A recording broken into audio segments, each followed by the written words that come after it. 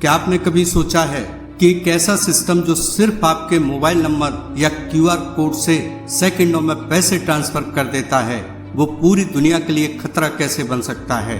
जी हाँ, हम बात कर रहे हैं भारत के सबसे बड़े डिजिटल इनोवेशन यूपीआई यानी यूनिफाइड पेमेंट इंटरफेस की। आज भारत में यूपीआई सिर्फ एक पेमेंट सिस्टम नहीं है बल्कि एक रिवॉल्यूशन बन चुका है। लेकिन सवाल ये है, आखिर दुनिया इससे डर क्यों रही है? चलिए समझते हैं इस पूरे गेम को। सबसे पहले बात करते हैं यूपीआई की ताकत की। यूपीआई को NPCI national payment corporation of India ने बनाया और 2016 में इसको लॉन्च किया गया। स्टार्टिंग में इसे एक छोटा सा डिजिटल एक्सपेरिमेंट माना गया था, लेकिन आज ये दुनिया का सबसे बड़ा रियल टाइम पेमेंट सिस्टम बन चुका है। डेटा सुनकर आप चौंक जाएंगे। 2024-25 के बीच भारत में मंथली 2000 करोड़ यानी 20 बिलियन और डेली 64 करोड़ से ज्यादा यूपीआई ट्रांजैक्शन हुए हैं, जो कि लगातार बढ़ते जा रहे हैं, जिसका ईयरली वैल्यूएशन लगभग 300 लाख करोड़ रुपए से भी ज्यादा पहुंच चुका है। मतलब हर दिन करोड़ों लोग बिना कैश के लेन देन कर रहे हैं, वो भी बिना किसी फीस के। अब जरा सोचिए, जहां दुनिया के कई देशों में कार्ड पेमेंट पर 2 से 3% तक फीस लगती है, वहीं भारत में यूपीआई ट्रांजैक्शन लगभग फ्री है। यही पहली वजह है जिससे दुनिया के बड़े बड़े पेमेंट नेटवर्क्स डरने लगे हैं। अब बात करते हैं दूसरी बड़ी वजह की, कंट्रोल और पावर। दुनिया में अभी तक पेमेंट इंडस्ट्री पर वीजा और मास्टर कार्ड जैसे कुछ बड़े नाम राज करते हैं। एक कंपनियां हर ट्रांजैक्शन पर फीस लेकर अरबों डॉलर कमाती हैं, लेकिन यूपीआई ने इस पूरे मॉडल को हिला कर रख दिया है, क्योंकि यूपीआई एक ओपन और इंटर ऑपरेबल सिस्टम है। मतलब कोई भी बैंक, कोई भी ऐप जैसे फोन पे, गूगल पे, पेटीएम इससे जुड़ सकता है। और सबसे बड़ी बात, यूपीआई पर पेमेंट करने के लिए आपको किसी कार्ड की कोई जरूरत नहीं है। यानी वीजा और मास्टर कार्ड जैसे दिग्गजों की डिपेंडेंसी कम होती जा रही है। और यही वजह है कि दुनिया के फाइनेंशियल जायंट्स इसे एक डिसरप्टर के रूप में देख रहे हैं।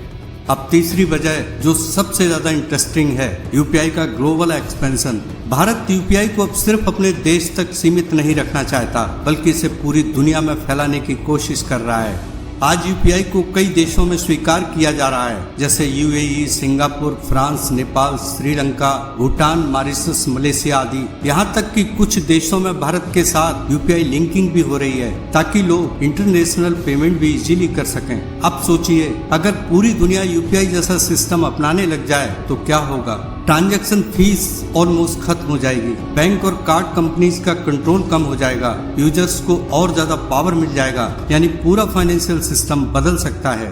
और यही चीज दुनिया के कई देशों और कंपनियों को असहज कर रही है।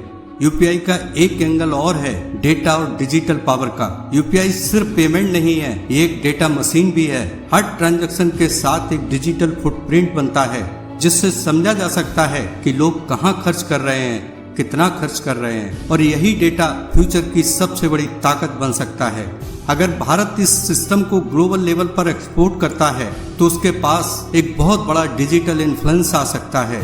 और यही कारण है कि कुछ देश इस पर नजर बनाए हुए हैं। लेकिन क्या सच में दुनिया यूपीआई से डर रही है? असल में डर से ज्यादा एक कंपटीशन और बदलाव का डर है। यूपीआई ने दिखा दिया है कि पेमेंट सिस्टम सस्ता भी हो सकता है, तेज भी हो सकता है और सबके लिए एक्सेसिबल भी हो सकता है। और यही मॉडल अब दुनिया को रीथिंक करने पर मजबूर कर रहा है। लेकिन इसके साथ कुछ चुनौतियां भी हैं, साइबर सिक्योरिटी, फ्रॉड रिस्क और इंटरनेशनल रेगुलेशन। क्योंकि हर देश के अपने फाइनेंशियल सिस्टम और नियम होते हैं, इसलिए यूपीआई का ग्लोबल एक्सपेंशन इतना आसान भी नहीं है। लेकिन एक बात तो साफ है, भारत ने यूपीआई के जरिए दुनिया को एक नया रास्ता दिखाया है और ये साबित कर दिया है कि इनोवेशन सिर्फ सिलिकॉन वैली से नहीं आता। तो अगली बार जब आप क्यूआर कोड स्कैन करके पेमेंट करें तो याद रखिए, आप सिर्फ मनी ट्रांसफर नहीं कर रहे, बल्कि एक ऐसी डिजिटल रिवॉल्यूशन का हिस्सा है जो पूरी दुनिया के फाइनेंशियल सिस्टम को बदल सकती है। और शायद इसीलिए पूरी दुनिया यूपीआई को इतने ध्यान से देख रही है। डर नहीं, बल्कि आने वाले बदलाव की आहट है ये।